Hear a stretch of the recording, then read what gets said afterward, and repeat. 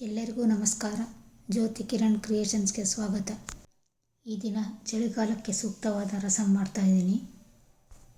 ರಾತ್ರಿ ಊಟಕ್ಕಂತೂ super combination. ಚಳಿಗಾಲ ಆಗಿರೋದ್ರಿಂದ ಅನ್ನಕ್ಕೆ ಸೂಕ್ತವಾದ ಸಾಂಬಾರಿದು. ಶೀತ ಆಗಿದ್ದರೆ ಅಥವಾ ಗಂಟಲು ಕೆರೆತ ಇದ್ದರೆ 1 ಲೋಟ ಈ ರಸಂ ಕುಡಿಯಿರಿ.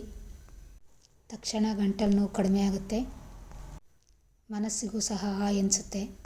ರಸಂಗೆ ಬೇಕಾಗುವ ಪದಾರ್ಥಗಳು: ತೊಗರಿಬೇಳೆ 1 ಬಟ್ಟಲು, ಮಸೂರು ದಾಲ್ ಅರ್ಧ ಬಟ್ಟಲು, ಅಚ್ಚ ಖಾರದ ಪುಡಿ ಸ್ವಲ್ಪ, ಅರಿಶಿಣದ ಪುಡಿ ಸ್ವಲ್ಪ, ಕರಿಬೇವು 1 ಎಸಳು,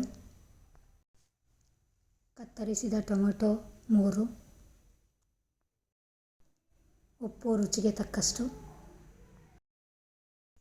ಈ ಸಾಂಬಾರು ಕುಡಿತಾ ಇದ್ದರೆ ಅಮ್ಮನ ಕೈಯ ಸ್ಪರ್ಶದ ನೆನಪಾಗುತ್ತೆ. ರಸಂನ ಪ್ರತಿಯೊಂದು ಸಿಪ್ನಲ್ಲೂ ಒಂದು ನೆನಪು ಕಾಡುತ್ತೆ. ಅಡುಗೆ ಎಣ್ಣೆ ಸ್ವಲ್ಪ, ಸಾಸಿವೆ ಒಗ್ಗರಣೆಗೆ,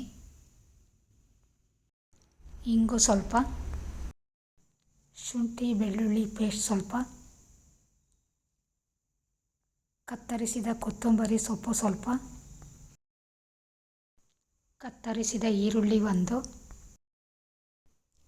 ರಸಂ ಪೌಡರ್ ಸ್ವಲ್ಪ, ಹುಣಸೆಹಣ್ಣು ಸ್ವಲ್ಪ. ಹುಣಸೆಹಣ್ಣನ್ನು ಚೆನ್ನಾಗಿ ತೊಳೆದು ನೆನೆಯಲಿಕ್ಕೆ ಬಿಟ್ಟಿದ್ದೀನಿ. ಗ್ಯಾಸ್ ಹೊತ್ತಿಸಿ ಒಲೆಯ ಮೇಲೆ ಒಂದು ಕುಕ್ಕರನ್ನಿಟ್ಟು, ಕುಕ್ಕರ್ ಬಿಸಿಯಾದ ನಂತರ ಸ್ವಲ್ಪ ಸಾಸಿವೆ, ಎಣ್ಣೆ ಹಾಕಿ ಸಾಸಿವೆ ಸಿಡಿದ ನಂತರ ಕರಿಬೇವು, ಇಂಗು, ಸ್ವಲ್ಪ ಅರಿಶಿಣದ ಪುಡಿ, ಸ್ವಲ್ಪ ಶುಂಠಿ ಬೆಳ್ಳುಳ್ಳಿ ಪೇಸ್ಟ್, ಕತ್ತರಿಸಿದ ಈರುಳ್ಳಿ ಹಾಕಿ ಚೆನ್ನಾಗಿ ಫ್ರೈ ಮಾಡಿ. ಈರುಳ್ಳಿ ಚೆನ್ನಾಗಿ ಬೆಂದ ನಂತರ ಕತ್ತರಿಸಿದ ಟೊಮೆಟೊ ಹಾಕಿ 2 ನಿಮಿಷ ಬಾಡಿಸಿ. ನಂತರ ತೊಳೆದಿಟ್ಟುಕೊಂಡ ತೊಗರಿಬೇಳೆ ಮತ್ತು ಮಸೂರು ದಾಲನ್ನು ಹಾಕಿ. ರಸಂ ಎಂದರೆ ರುಚಿಯಲ್ಲ, ಅದು ಮನಸ್ಸಿನ ನೆನಪು. ಸ್ವಲ್ಪ ಮಿಕ್ಸ್ ಮಾಡಿ.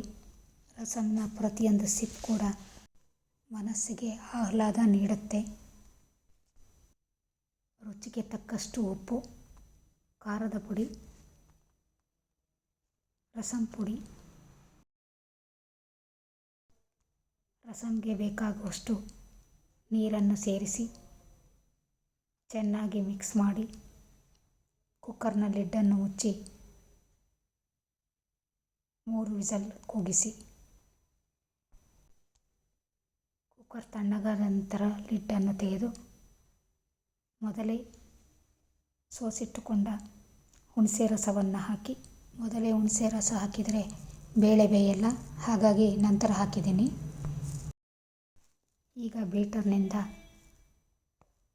ರಸಮನ್ನು ಚೆನ್ನಾಗಿ ಬೀಟ್ ಮಾಡಿ. ಹುಣಸೆ ಹಣ್ಣಿನ ಹುಳಿ, ಮೃದು ಹೊಗೆ, ಮಸಾಲೆಯ ಸುವಾಸನೆಯ ರಸಂ ಸವಿಯಲು ಸಿದ್ಧ ಆಗಿದೆ. ಖಂಡಿತ ಒಮ್ಮೆ ಟ್ರೈ ಮಾಡಿ. ನಿಮ್ಮ ಭೇಟಿ ಮುಂದಿನ ವಿಡಿಯೋದಲ್ಲಿ. ನಮಸ್ಕಾರ.